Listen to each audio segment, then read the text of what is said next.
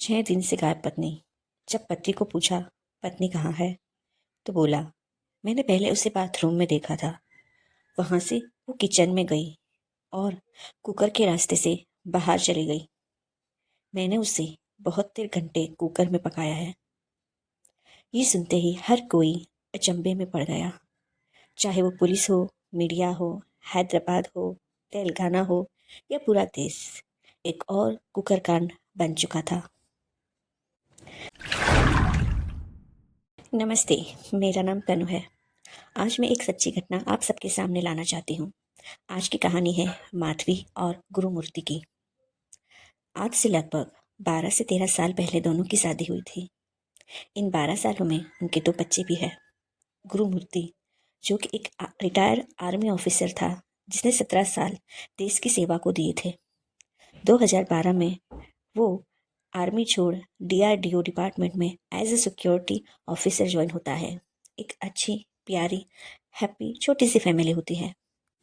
तेलंगाना के हैदराबाद में meet gate थाना लगता है।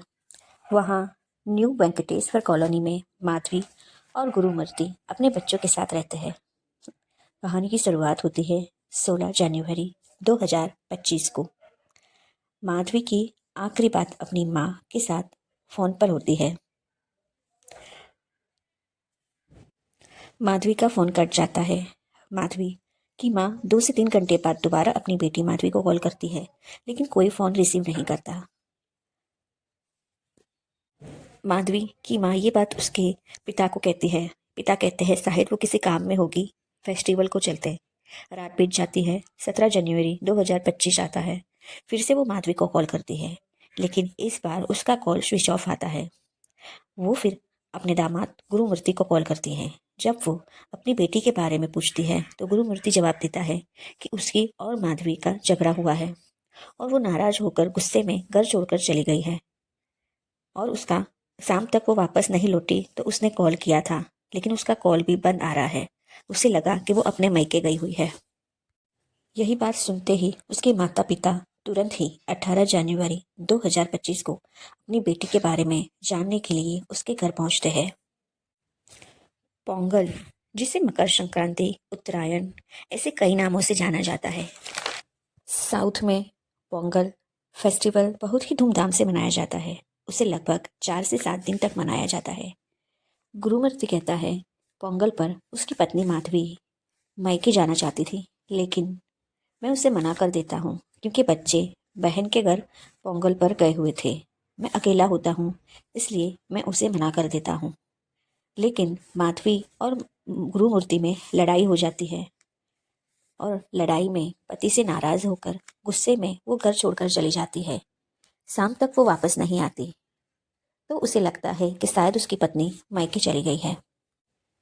माधवी को घर से गायब हुए 3 दिन हो चुके थे।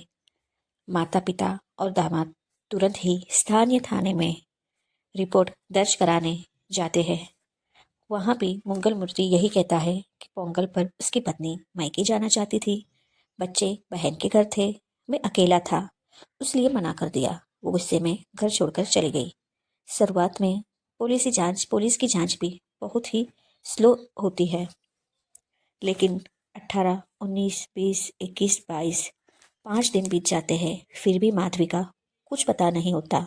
यहाँ तक कि गुरुमूर्ति भी हर दिन अपना बयान बदला करता था। पुलिस को सबसे पहला शक गुरुमूर्ति पर जाता है, क्योंकि CCTV में भी माधवी को घर के अंदर जाते हुए देखा गया है, मगर बाहर आते हुए नहीं देखा गया। पुलिस सख्ती से गुरुमूर्ति को पूछने लगती है।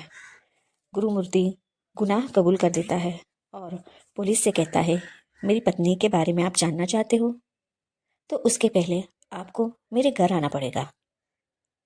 गुरुमूर्ति पुलिस को लेके अपने घर गया। अपने घर में सबसे पहले वो बाथरूम की तरफ ले जाता है और कहता है मेरी पत्नी यहाँ देखी गई थी। और यहाँ से वो किचन की ओर जाता है और कहता है फिर वो किचन में आई थी।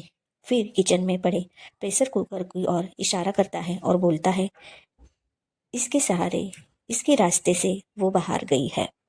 एक एक्स आर्मी ऑफिसर जब इस तरह की बातें करता है तो पुलिस हक्का बक्का हो जाती है। फिर वो अपनी कहानी सुनाता है। पोंगल पर माधवी मायके जाना चाहती थी, लेकिन मैंने मना कर दिया। फिर हम में झगड़ा होता है। झगड़े की बात हाथापाई तक आ जाती है। गुस्से में मैं उसे धक्का मारता हूँ और वो गिर जाती है। शायद उसके सर में लगा था और वो बेभान हो जाती है। मुझे लगा शायद वो कुछ देर में उठ जाएगी और मैं बाहर चला जाता हूँ। मैं बाहर से आता हूँ, फिर भी माधवी वहीं फर्श पर लेटी हुई थी। तब मैं उसके पास जाके देखता हूँ तो वो मर चुकी थी। मुझे समझ नहीं आ रहा था कि मैं क्या करूँ। शुरुआत में एक्सीडेंट लग रहा था, हादसा लग रहा था, लेकिन जैसे वक्त आगे बढ़ रहा था उसने सोचा उसकी लाश को ठिकाने कर दे। वो जिस एरिया में रहता था वहाँ लाश को बाहर ले जाके ठिकाने करना आसान नहीं था। इसलिए वो कुछ सोचता है। लाश को बाथरूम में ले जाता है। बाथरूम में ले जाने के बाद छोटे छोटे टुकड़े कर देता है। छोटे छोटे टुकड़े करने के बाद वो किचन में जाता है और मांस को कुकर में उबालने लगता है। फिर वो सोचता है कि हड्डियों का क्या करे, इसलिए वो हड्डियों को और मांस को अलग करता है। हड्डियों को मूसले में कूटता है और मिक्सी में पीसता है। इसी तरह पूरी बॉडी ठिकाने लगाने में उसे बहुत देर घंटे लगते हैं। सारे मांस के टुकड़ों को एक पॉलीथीन में भरता है और बारी बारी उन सब पॉलीथीन को झील में जाके फेंक देता है और मछलियों को खिला देता है। ये सुन के हर कोई हक्का बक्का हो गया था। पुलिस तुरंत ही इस टीम को बुलाती है और पूरे घर का चप्पा चप्पा छान लेती है। यहाँ तक कि झील का भी चप्पा चप्पा छाना जाता है। लेकिन गुरुमूर्ति बहुत ही शातिर था। उसने पूरे घर की इस तरह से सफाई की थी कि पुलिस को एक छोटा सा सबूत भी नहीं मिल पाया। देखते हैं माधवी को जस्टिस कब मिलता है। दोस्तों, ये कहानी सुनाने का मकसद मेरा सिर्फ जागरूक करना था, सतर्क करना था। होप आपको ये क्राइम स्टोरी पसंद आई होगी। प्लीज़ मेरी चैनल को लाइक करें, सब्सक्राइब करें और शेयर करें।